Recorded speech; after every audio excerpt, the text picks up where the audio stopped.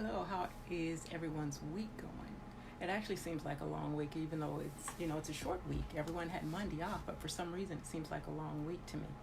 I decided I'd come on here. I have my kids' sewing classes starting tomorrow, and one of the major requests I've been getting is people are asking me how to make those donut pillows that I did with the kids. So I'm going to show you how to do that, and also I've had people still don't know how to thread their machine. They're getting brand new sewing machines and they're having an issue with threading the machines.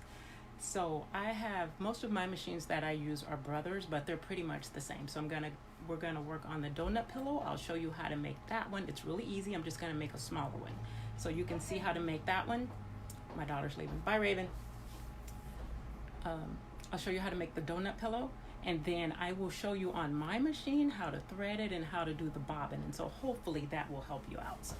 So let me move this over so you can see what I'm doing.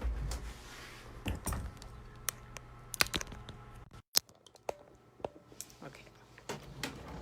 So for the pillows that I did with the kids, we just used felt fabric, and I always just have tons of fabric, tons of scraps here. And so for the pillow, theirs was bigger. They wanted a bigger one that they could put on their bed, but I'm going to make this one smaller just for the sake of this. And just use anything. You can do freehand. Just use something because you want to basically cut out 2 circles. Let me adjust this a little bit. So I just grabbed my ribbon off the wall here, and I'm just going to use this to trace out 2 circles for myself. And you can't and I just have regular chalk. You can, if you want, just do this freehand because it's a donut, so you figure when you buy them, they're not exactly round anyway. So you want to trace this out. So use whatever you need to make a circle, whether it's a bowl or you just do it freehand or what have you. Sorry, got a call there.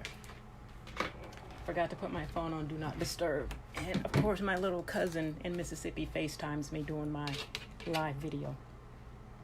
Okay, let's see if we can get this done. Okay, so I cut out a circle and it's I didn't cut it out, it's pinned. And there are 2 layers of fabric here.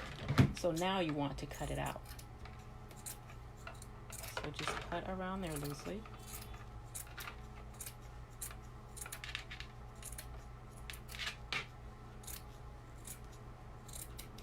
Okay, and then you just cut out the hole. Just cut a smaller circle in the inside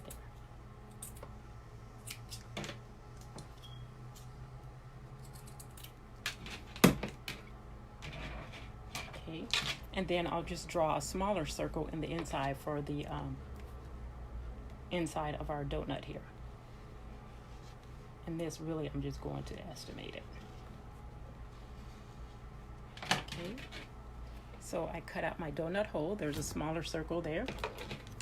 Then I'll just kind of fold it in half so that I can get started here. I think I might want it a little bigger, my donut, so I'll make my hole smaller as I'm cutting.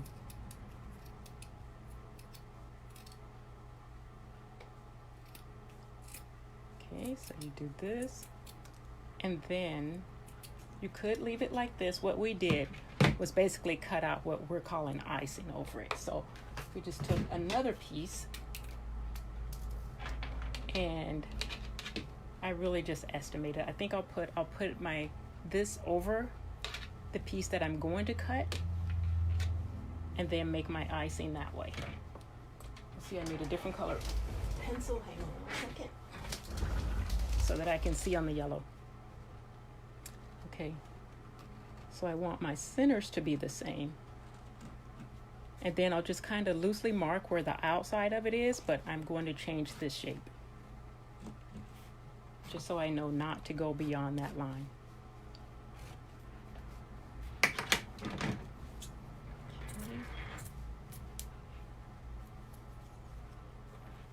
When you cut this out, this would be considered our icing on the donut.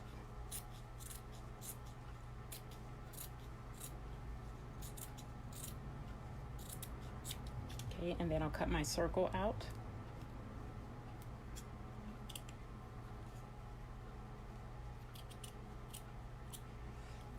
Okay, let's see.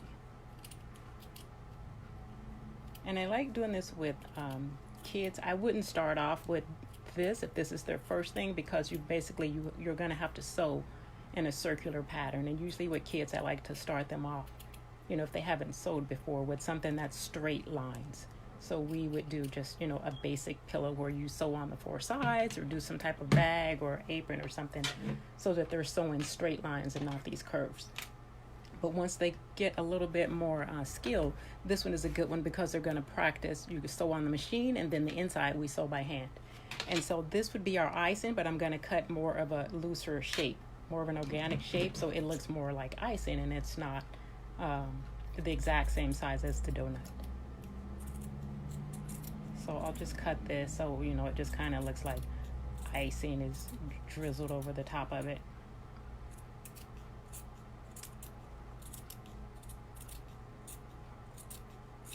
Okay. And then this would go over it like that. Okay, then what we do first, I'll turn this side where I have my chalk. I'll sew this so that this is on the inside and I don't see it, even though it's chalk and you could just wipe it off, no big deal. But I'll sew it like this. And then what we do is sew the outside of it. Well, first I think what I'm going to do, I'll put my icing over it, and I'll sew my icing on first. So I'll go do a zigzag stitch on my machine to sew the icing on, and I'll sew around this circle here. So let me get that set up.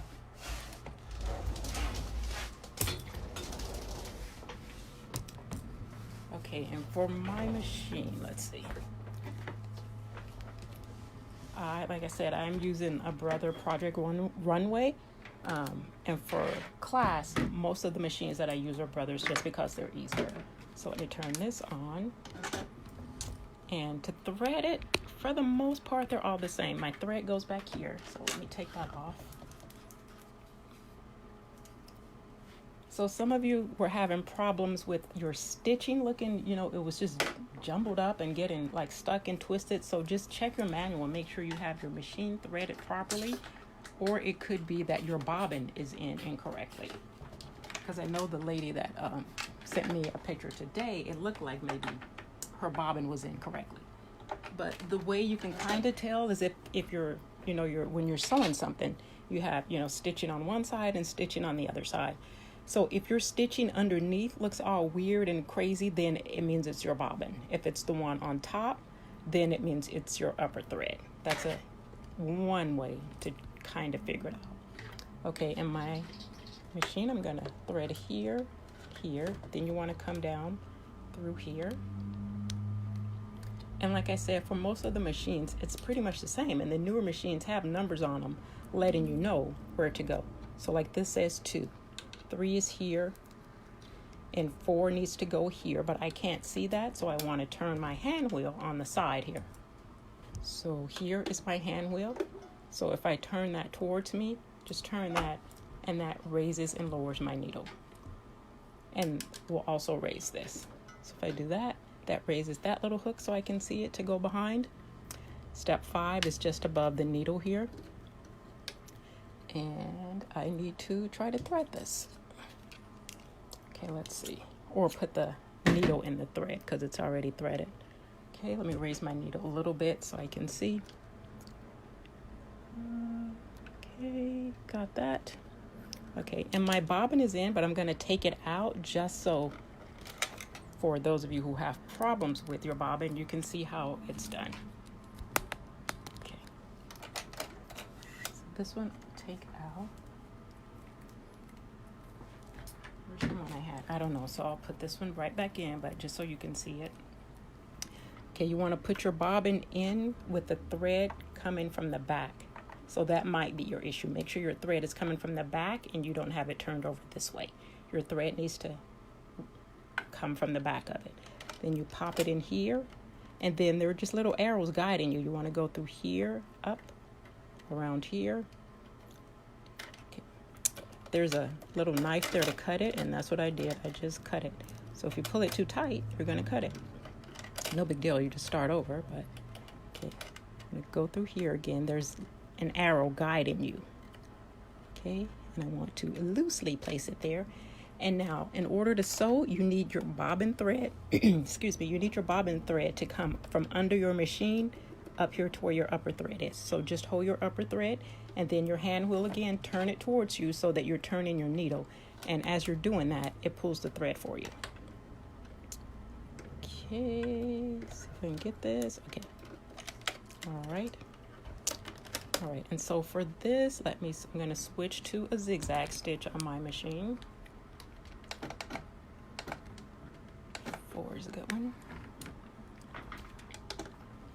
Okay, and for now, I'm just going to stitch this icing on, is what I'm calling it. And you could do straight stitch, zigzag, whichever. I usually have the kids do a zigzag stitch just because it's more forgiving. Let's see, I want a wider stitch.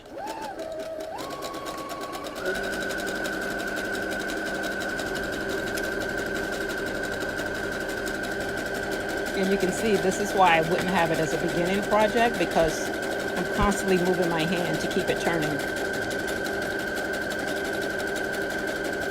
But once they get a little practice, it's a good one to do with kids.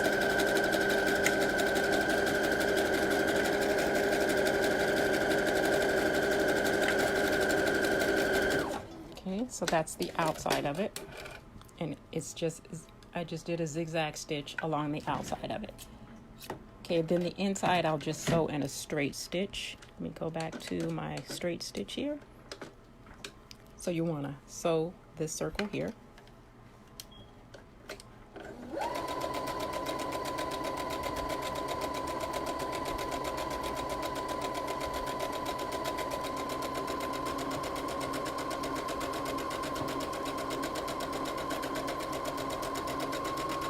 Okay, now that that's done, and if they wanted to, let's see, we decorated ours. We just cut basically sprinkles and glued them on. But say if they wanted buttons on them or something like that, then now I would probably have them sew their buttons on at this point if there's something that they want to put on here. So if it's buttons, something that's not being glued on. So something that they're sewing on, have them do it at this point before you attach the back to it. Okay. And for the back of it, hey, Lisa Hawk, we used to work together at Robinson's May 9,000 years ago. Not that long, but it certainly feels like a lifetime ago. Okay, so this would be, say, the right side of my donut. And so I'm saying this is the right side of the back piece. So you want to put your right sides together, and then you're just going to sew along the outside. And since I did not cut a perfect circle, let me see if I can match this up the best way I can. Okay, that looks good enough to me. Okay, so I'll put a few pins in here. Okay, and then you just sew along the outside of it. So this is what I mean. They get practice sewing by machine and by hand. So this, sew along the outside. Not that long. Okay, Lisa. And thank you. It seems like so long. My kids were little. So many stores are gone. I never thought Robinson's May would go out of business, but it did.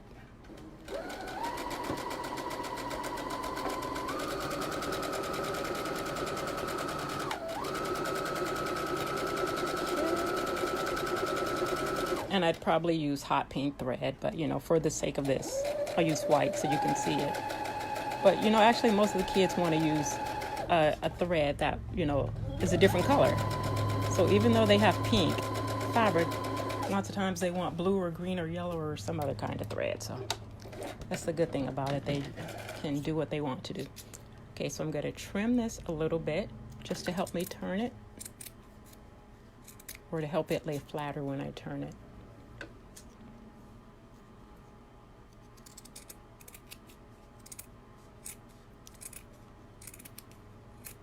Okay, and just be careful you don't cut your stitching, your original stitching. But if you do, just go back and close it up again. Okay. Okay, so from here you would turn it to the right side.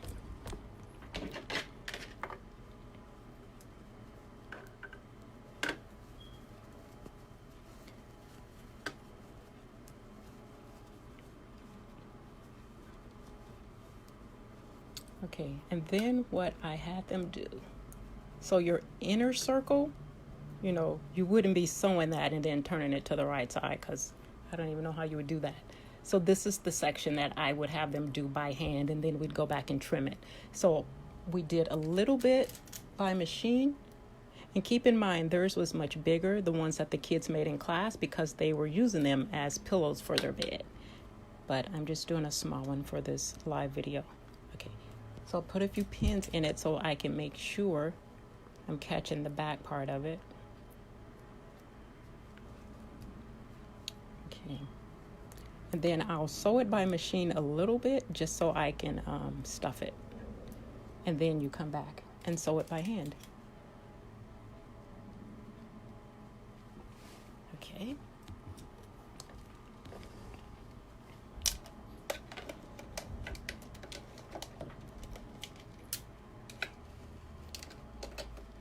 All right, then just sew around the circle some. But, obviously make sure you don't sew all the way around, because then you can't get your stuffing in there.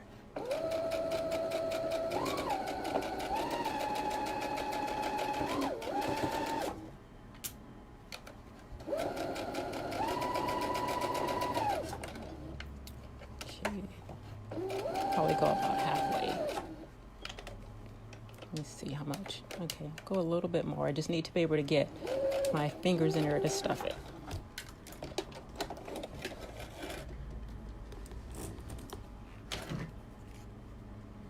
Okay. And I can see here I missed, sewing on the yellow part a little bit. No big deal. If I cared about it, I could go stitch it by hand. I'll probably just cover it up with some embellishment or something. Okay, so just trim all of that. And then at this point, you could go stuff it.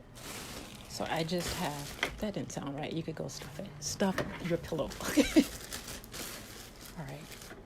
So I just have regular poly fiber fill from, I think I got it at Walmart. They have it at, Joann's, Michael's, all over the place. Cut that. Okay. And where is my opening? Okay, I can see it here. And I'll add my stuffing.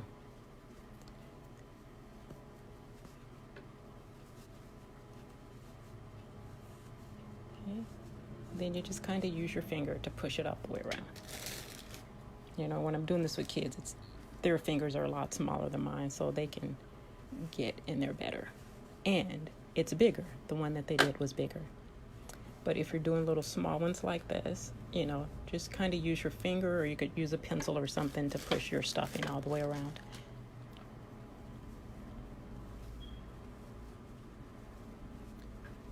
Okay, let's see.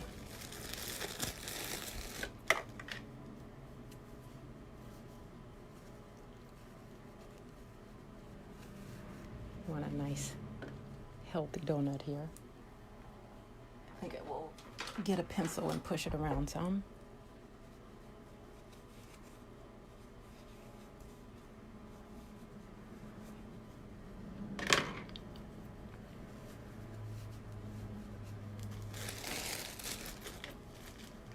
Okay. Just keep stuffing. And I've seen, like on Pinterest, where they made, we'll probably do that in class one day. I'll have to do a practice one at home and make sure I have it all down. They did little hamburgers, and I could certainly see how this is. It's the same thing. So basically you would cut out a circle, and that would be, basically all you have is circles between the bun and the meat. And your lettuce, you can just cut a green piece that's, loosely shaped, a tomato, all kinds of little crafts you can do with kids. Okay, I'm going to say that is enough for the sake of this.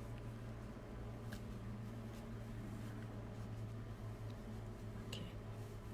Right, and then your opening is what you stitch closed by hand.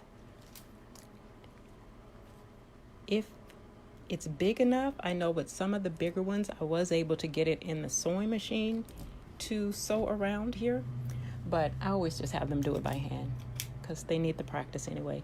Kids, we all want stuff instant nowadays, and they want to do it on the sewing machine as opposed to hand stitching. But I like to make sure the kids are well-rounded. So they have to sew on buttons. They have to, do hand stitching, all kinds of stuff.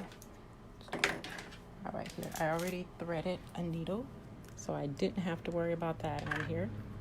And I'm just going to do some loose whip stitches around the inside of it. Let's see if I can find the end here.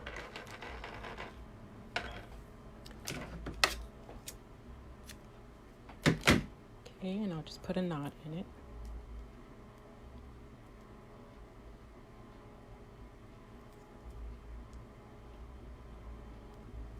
Okay. And then I want to start, I always have them start in the inside so that we don't see the knot that we just made. So I'll put my needle through here so that it's inside. And just stick that in.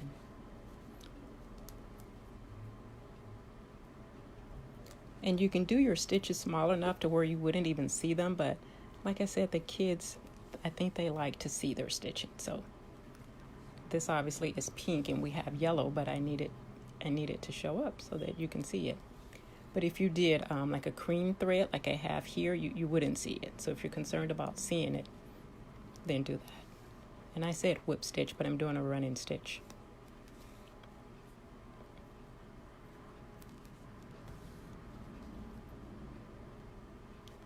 Okay. Grab my pen.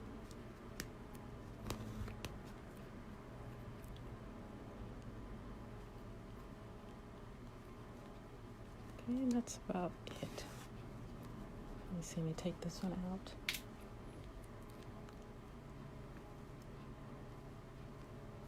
Okay, I'm gonna end this stitching here, and then I'll go on the back side of it and put my knot there. Okay, just pull it, and then I'll pull up some of my fabric here so that I can make the knot.